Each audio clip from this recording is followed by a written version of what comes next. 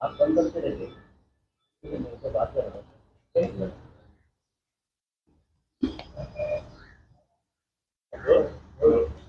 तर पुन्हा एकदा समृद्धी महामार्ग अपघात झाला, 12 जणांचा मृत्यू झाला, मागे देखील अनेक अपघात झाले, मात्र अजून कुठे त्यामध्ये दक्षता दिसून येत नाही.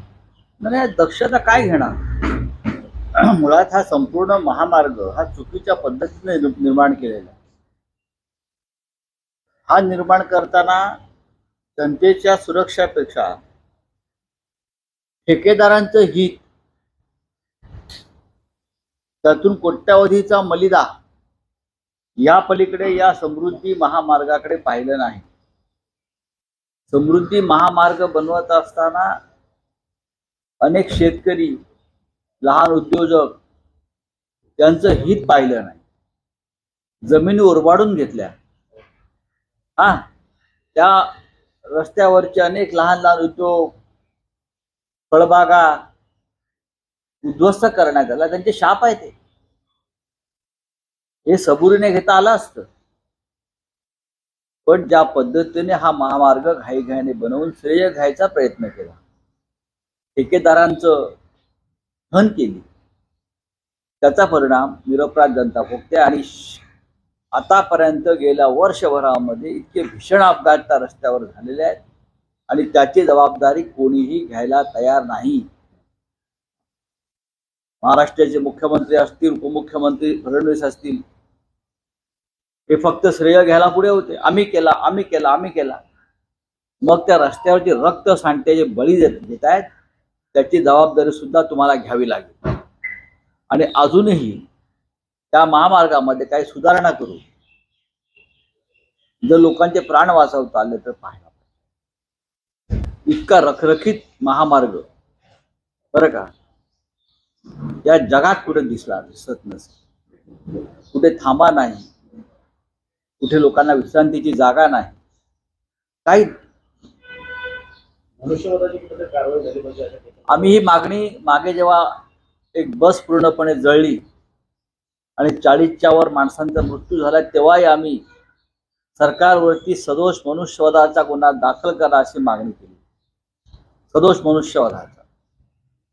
त्या रस्त्यावरती रोज लोकांच्या हत्या होत आहेत. अशा प्रकारे या सरकारी हत्या आहेत. का करू नये मनुष्यवधाचा गुन्हा त्या मंत्र्यावर, त्या संबंधित मंत्र्यावर? ते मंत्री धावतायत राजकारण, टोलचं राजकारण करण्यासाठी इकडे तिकडे. मग इथे कोण जाणार? त्यांचे प्राण कोण वाचवणार? संबंधित मंत्र्यावर सदोष मनुष्यवधाचा गुन्हा दाखल करण्याची मागणी आता व्हायलाच पाहिजे. सर, जरंगे पाटलांची काल सभा होती, त्यामध्ये तुम्ही टार्गेट करतात असं फडणवीस म्हणले. देवेंद्र फडणवीस हे राजकारण करतायत, छगन भुजबळ हे राजकारण करतायत, आणि महाराष्ट्राचे मुख्यमंत्री एकनाथ शिंदे, अजित पवार या सगळ्यांनी आपली जुनी वक्तव्य आधी तपासून घ्यायला पाहिजे. फडणवीस म्हणत होते कॅबिनेटच्या पहिल्या बैठकीमध्ये आम्ही धनगर समाजाला आरक्षण देऊ. एकनाथ शिंदे म्हणत होते मी मुख्यमंत्री होईन आणि लगेच मराठा समाजाला मी आरक्षण देईन. आज मराठा समाज लाखोच्या संख्येनं रस्त्यावर उतरलेला. आपण सगळे मराठा समाजाच्या मूक मोर्चामध्ये छाती पुढे काढून चालत होतात ना. हे सगळे अजितदादा असतील, एकनाथ शिंदे असतील. मग आज आपल्या आता सत्ता आहे. मनोज जरांगे पाटील उपोषण केलं, त्यांनी त्यांच्यावर लाठीचार्ज झाला, ते आता बाहेर पडले आहेत. त्यांनी तुम्हाला मुदत दिली आहे. काल अंतरवली गावात बघितलं असेल, लाखो लाखो लोक रस्त्यावर उतरले. काय करणार आहात तुम्ही? या उलट तुम्ही वातावरण अधिक चिघळवण्याचा प्रयत्न करताय. भुजबळांची वक्तव्य ही महाराष्ट्राच्या समाजामध्ये फूट पाडणारे आणि आग लावणारे. हा विषय अत्यंत संयमानं हाताळला पाहिजे. महाराष्ट्रामधले प्रमुख जे घटक आहेत, राजकीय, सामाजिक, जातीय, त्यांना अशा प्रकारे अस्वस्थ करून या राज्याच्या एकतेला अशी आग लावता येणार नाही. म्हणणं आहे की त्यावेळेस मराठी प्रस्थापित होते, सदाभाऊ खोत म्हणजे कर्मवीर नाही. ते काय म्हणतात त्याच्याशी मला पडलेलं नाही. मी महाराष्ट्राविषयी सांगतो. सर, समृद्धि महामार्ग पे एक बार फिर आज 12 लोगों की मौत हो गई। लगातार ये जो मौतें हो रही है तो कोई जवाबदारी नहीं ली जाए। जवाबदारी से सरकार नहीं ले रही है, लेकिन ये जो समृद्धि महामार्ग बना है ये जनता के लिए नहीं बनाया है। ये ठेकेदार और उनसे मिलने वाला कमीशन करोड़ों करोड़ों रुपए का, उसके लिए बना है। महाराष्ट्र में जो शिवसेना के विधायक जो तोड़ दिए है ना, उनको जो 50-50 खोके दिए हैं, उसमें समृद्धि महामार्ग के बड़े बड़े ठेकेदारों का पैसा है, इसलिए बनाया है। भारतीय जनता पार्टी, देवेंद्र फडणवीस, एकनाथ शिंदे, ये सभी ने मिलकर ये समृद्धि महामार्ग का झोल और घोटाला किया है। इसीलिए निरपराध लोग उस सड़क पर मर रहे हैं। अब तक 1000 से भी आसपास लोग वहां मरे या जख्मी हो गए। क्या किया आपने? कौन जिम्मेदारी लेगी उसका? क्या किया आप लोगों ने? मंत्री का इस्तीफा लेना चाहिए। जो इस विभाग के मंत्री है ना, 6 महीने में क्या किया? कभी वहां बसेस जलकर खाक हो जाती है, कभी इस प्रकार से एक्सीडेंट होता है, लोग मरते हैं। ये सदोष रास्ता बनाया है, उसमें बहुत फॉल्ट्स है। बस रेवाद की लड़ाई और पैसा, ठेकेदारों से कमीशन, उसके लिए ये महामार्ग बना है। जिस तरीके से मनोज जरंगे पाटिल की सभा हो रही है, वही एक स्टेटमेंट दिया जा रहा है उन्मल के द्वारा।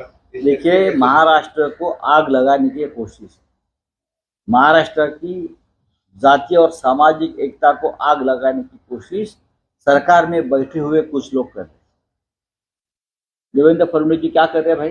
रास्ता बनाया है, उसमें बहुत फॉल्ट्स है। बस रेवाद की लड़ाई और पैसा, ठेकेदारों से कमीशन, उसके लिए ये महामार्ग बना है। जिस तरीके से मनोज जरंगे पाटिल की सभा हो रही है, वही एक स्टेटमेंट दिया जा रहा है उन्मल के द्वारा।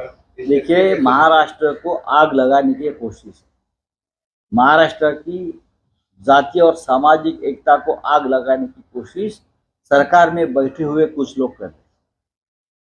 देवेंद्र फडणवीस जी क्या कर रहे हैं भाई?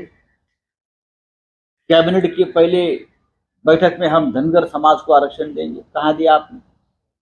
हमारे हाथ में सत्ता दीजिए, मराठा समाज को आरक्षण दे देंगे, एकनाथ शिंदे, देवेंद्र फडणवीस बोल रहे थे। क्या किया आपने? मनोज जरंगे पाटिल को जो समर्थन मिल रहा है, उससे एक बात स्पष्ट है कि इस महाराष्ट्र के समाज का एक बड़ा तबका सड़क पर उतरा है। अगर उसको डिस्टर्ब किया तो महाराष्ट्र की एकता को खतरा है, मैं इतना ही कह सकता हूँ। और भुजबल जी का बयान या देवेंद्र जी का बयान, ये बयान जो है ये महाराष्ट्र की एकता को खतरा पैदा कर रहा है। तर सुप्रीम कोर्टाच्या आदेशात 2 महिन्याचा उल्लेख नाही असं राहुल ठीक गांधी आहे. म्हणतात, त्यामुळे त्यांनी सर कल जिस तरीके से इंडिया पाकिस्तान का मैच हुआ नरेंद्र मोदी स्टेडियम में, ऐसे में पाकिस्तान के जो डायरेक्टर है वो कह रहे हैं कि कल ऐसा लगा कि आईसीसी का नहीं बीसीसीआई का इवेंट था। ये कैसे देखते हैं? क्या है? कल जो मैच हुआ इंडिया पाकिस्तान का, डायरेक्टर जो पाकिस्तान के वो कह रहे हैं ठीक है, हमने बात की है कि जिस तरह से पाकिस्तान का स्वागत किया है अहमदाबाद में, उसी वक्त तय हो गया था मैच का रिजल्ट क्या लगने वाला है। ये जो क्रिकेट आज का जो चल रहा है वो बहुत बड़ा गैम्बलिंग है, जुगार चल रहा है, बेटिंग चल रहा है, उसके ऊपर बात नहीं करना चाहिए। नरेंद्र मोदी स्टेडियम पे जिस तरह से पाकिस्तानी क्रिकेट का स्वागत किया, अगर दूसरे कोई स्टेट में होता ना तो बीजेपी वाले बहुत बड़ा बवाल मचाते, लेकिन छोड़ दीजिए। बोला ना, जो एक जुगार है, एक गैम्बलिंग है, उसके ऊपर मैं अभी बात नहीं करूँ। सर जेडीयू के जो नेता है उन्होंने आरोप लगाया है कि प्रधानमंत्री जो है अपनी जाति छुपा रहे हैं, इसके लिए वो जाति जनगणना नहीं करना चाहते। मुझे मालूम है। Sir, I don't know. Narendra Modi ji ने ट्वीट किया है, team India all the way, a great win today in Ahmedabad match के बाद। उसी पर कांग्रेस का कहना है कि it will be team India all the way ahead साहब, you can use the same tweet in May 2024। जो इंडिया वर्ड है वो दिख रहे हैं ट्वीट में। और अच्छी बात है, ये सही बात है। पाकिस्तान को तो आपने क्रिकेट में हराया है भाई, टीम इंडिया ने, लेकिन अगर आप इस टीम इंडिया का क्रेडिट लेना चाहते हो तो आप जो चाइना घुसा है ना लद्दाख में, उसको हराओ, जाओ उनको हरा के दिखाइए। पाकिस्तान को अपने यहाँ बुलाकर हराना बहुत आसान है आजकल, ये पूरा फिक्सिंग होता है, ये फिक्सिंग की बात है। लेकिन आपको आपकी टीम इंडिया की ताकत दिखानी है ना, इंडिया इंडिया मिस्टर मोदी, तो चाइना को जाकर हरा के दिखिए, उनको पीछे हटाइए लद्दाख से, लेह से, अरुणाचल प्रदेश से, और बाद में आप ये जश्न मनाइए। चलिए, कांग्रेस ने अपनी फर्स्ट लिस्ट रिलीज कर दी है आने वाले चुनाव के लिए। छत्तीसगढ़ का है, आप मध्य जो देखा प्रदेश मैंने का है। तो क्या है, अच्छी बात है, जीतने जा रही है कांग्रेस।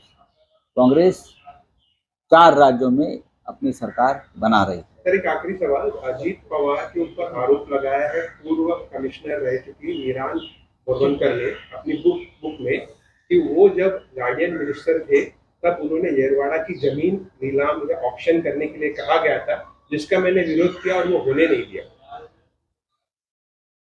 हाँ, तो अब ईडी क्या करेगी, अब देवेंद्र फडणवीस क्या करेंगे, अब ईओडब्ल्यू क्या करेगी? ये सवाल जो है आप हमसे पूछ रहे हो, आप सरकार से पूछिए, बीजेपी नेताओं से पूछिए कि किस व्यक्ति को आपने अपने साथ बिठाया है, चाहे एकनाथ शिंदे हो और उनके 40 अली बाबा और 40 चोर हो उनके, या अजीत पवार और उनके 40 चोर हो। आप इसकी मदद से महाराष्ट्र में सरकार बनाई है। एक सीनियर पुलिस ऑफिसर ये बयान दे रही है कि किस तरह से सरकारी जमीन ये लोग हड़पना चाहते थे, किस तरह से सरकारी जमीन ये लोग हड़पना चाहते थे, और आप उनको अपने कंधे पर लेकर घूम रहे हो। एकनाथ शिंदे, अजीत पवार, उनका कैरेक्टर क्या है भ्रष्टाचार में सबको मालूम है। तर मारू मुंबईचा धोका पहिला विचारता